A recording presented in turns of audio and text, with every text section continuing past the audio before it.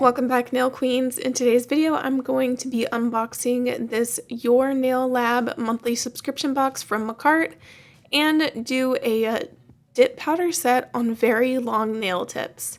So I've never done a dip powder set on long nail tips. It's going to be my first time, so please bear with me as I use these tips for this demonstration. But let me get back into the unboxing video. So in this month's box, you also got 2 acrylic or 2-in-1 dip powders, so it serves as dip powder and acrylic. And then it came with a gel liner and gel polish, and some nail adornments such as these crystals on the right and these little spiders and spooky little things on the left, which are usually things I don't use. And then you have this little tray of different kind of black holographic Halloween spooky designs, which I think are fun.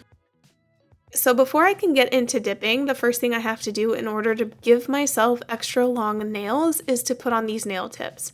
So I'm taking all of the individual bags out of this larger bag right here so I can see all of the sizes and start sizing them to my natural nails. I have pretty short nails right here, as you can see, so I mean, it is what it is. So what I'm doing here is applying glue to the underside of the tip that was sized properly for my thumb, and then I'm placing it at the free edge of my nail and holding it in place until the glue sets and fully dries. If you're having problems with this, then you might want to add a little bit more glue, but also try not to glue the tip to your actual skin.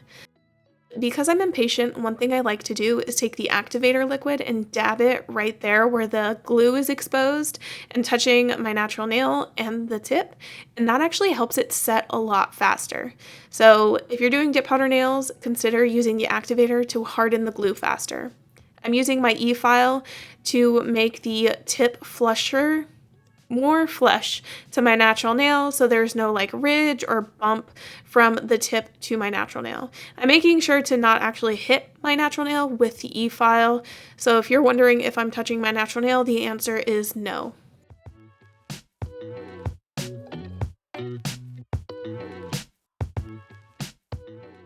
So acrylic powders can be used as dip powders. I get that question quite a bit from people who are wondering when I'm purchasing acrylic powders from acrylic nail shops if they can be used with dip liquids, and the answer is yes. The only thing that you might experience differently is how finely milled or easy it is to file the acrylic powder. In order to apply the dip powder to my nails, I'm going to be using a dip liquid system from Manny Boss Dip Powder. It's one of my favorite brands for dip liquids because they're thin, not runny, and not easy to contaminate. I apply the dip base brush usually where the apex is supposed to be, and then I work my way all the way towards the free edge.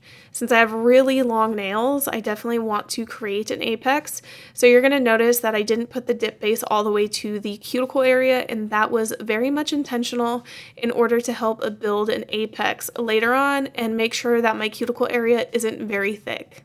I'm going to repeat this process for each of the nails here on this hand, making sure that when my brush hits the nail, it starts right where the tip and natural nail meet, and then work my way all the way to the free edge, and then dip my nail in the powder.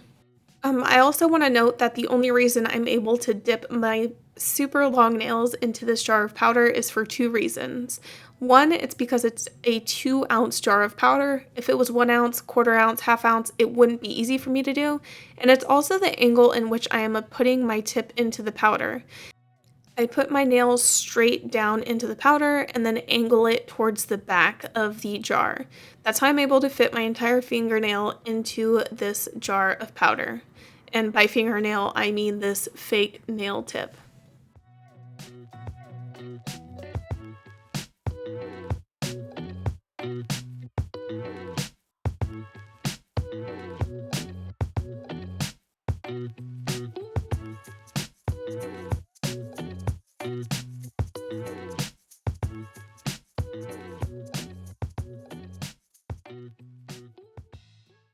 So now that all of the nails are dipped, I'm going to start dusting off from my thumb, working my way to the pinky. I won't do my pinky yet because it's not fully dry, so you want to make sure that your layer of dip powder is dry before you dust it off, or you can smear it everywhere. Now that I'm on my second layer of dip base and dip powder, I am going to work my brush a little bit closer to the cuticle area, so you'll see that right here in a second, but I'm not going to let it touch the cuticle area. So you definitely don't want the dip base to touch your skin, but I'm going to stay a little hairline away from the cuticle area and then dip my nail into the jar by going straight down and then tilting it.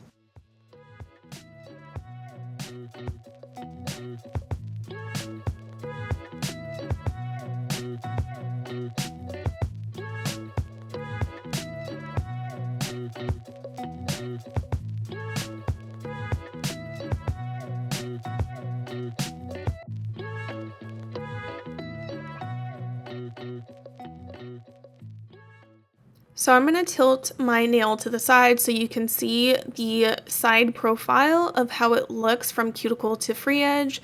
And I'm doing this on purpose because unlike acrylic systems where you're using monomer and it might be easier to build an apex, here you have to be deliberate in how you're doing it in layers. So that's why I'm using this technique where I'm applying most of the dip base where I want the apex to be, and then once I do my final layers, that's when I'll get closer to the cuticle area.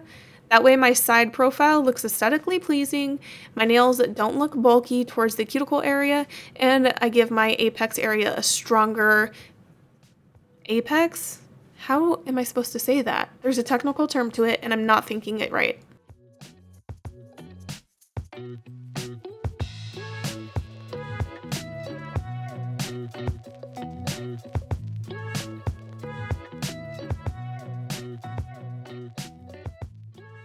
After I dipped my pinky, I noticed some of the other nails still had wet spots on them from the dip base not absorbing enough powder, so I re-dipped them a little tiny bit, and then now I'm dusting everything off. Make sure you take a soft dusting brush and get on the underside if you're using a very curved nail tips like I am here.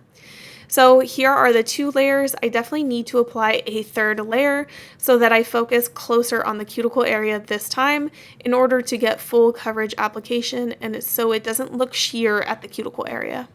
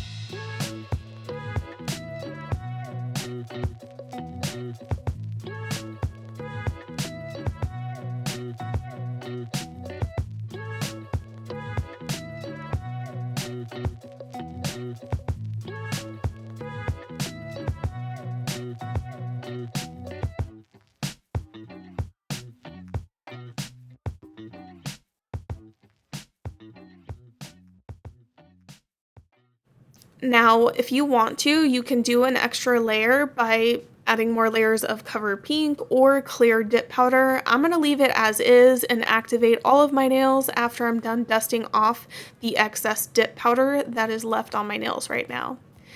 Because my nails are so long, it is going to be a little difficult to use a brush on activator. So I'm going to show you guys another way that you can apply activator if you're using really long nail tips like I am.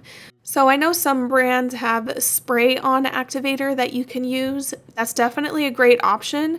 I don't have a spray on activator, so what I'm going to do is take this little dropper bottle here and then pull out the brush from this bottle and get the activator inside of the dropper and just drop it on the nails. It makes the activator disperse on your nails a lot faster. The only thing I don't recommend is if you guys use refill activator bottles, do not put them in these dropper bottles because they may evaporate with time. So that's why I'm using the dropper to pull it out of the activator bottle that is usually sealed perfectly shut, and not actually putting the activator inside this blue bottle.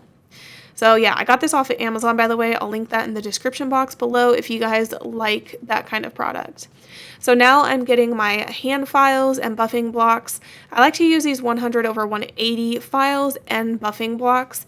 I get these blue ones from Amazon and they are so worth the money, especially if you have longer nails and you need something to hold.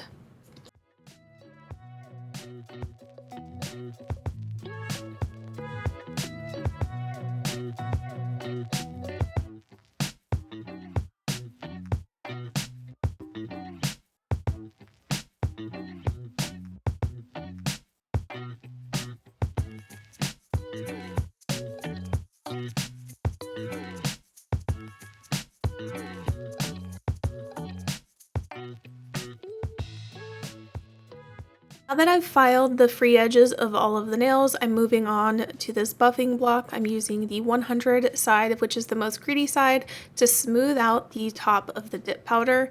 I'm focusing on the side walls and the cuticle area and the free edge the most, and smoothing out any lumps and bumps that may have formed or anything that might look uneven.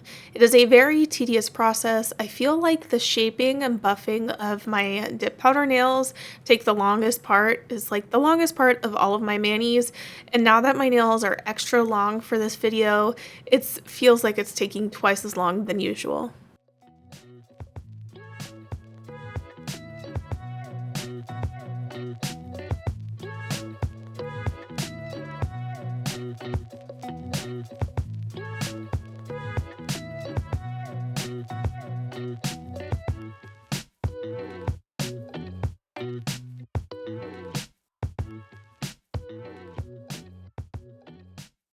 I'm going to pull out my Ergo file from Bonafide Beauty. It's a glass file, and run it around the cuticle line of my dip powder just to smooth things out over there.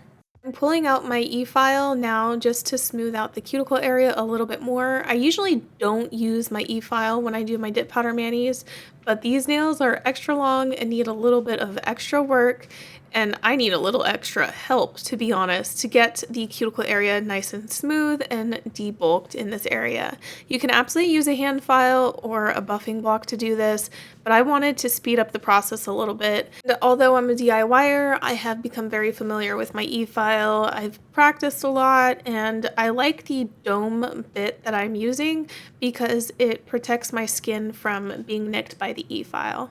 I went back to filing and buffing and smoothing out any ridges that my e-file did not get, and I'm just doing little finishing touches here and there. Like I said, the shaping and the smoothing is the most tedious and the part that takes the longest amount of time, and it's very boring, to be honest.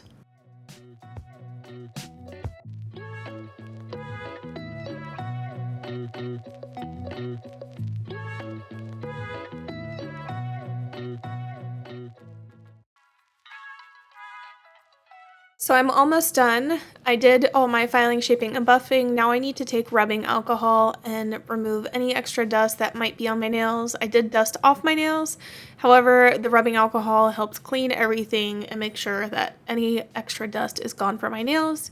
Now I'm going to take the activator bottle again, and I'm going to apply activator to the entire nail. I am following the dip liquid process from the dip powder systems that I use. This is normal. After you're done filing, shaping, and buffing, you should always apply another layer of activator just to go in and give your nails an extra harden. Also, because if you're using dip powder top coat, it needs that layer of activator in order to do the chemical reaction with the top coat and leave a smooth, glossy finish. If you miss your activator layer, you most likely will not have a top coat that dries. It will just sit there and be tacky forever, and it sucks. So I'm applying a layer of my top coat to the nail. Usually the instructions say to apply 2 or 3 strokes, but since my nail is super long, I have to go in and apply a few extra coats here. Then I let that sit for 15 to 30 seconds. Once it looks like the shine has dulled and it starts to have this little wrinkly feature going on when you see the shine of the lamp, and then I go in with my second coat of top coat and let that fully dry, and then it should be ready to go.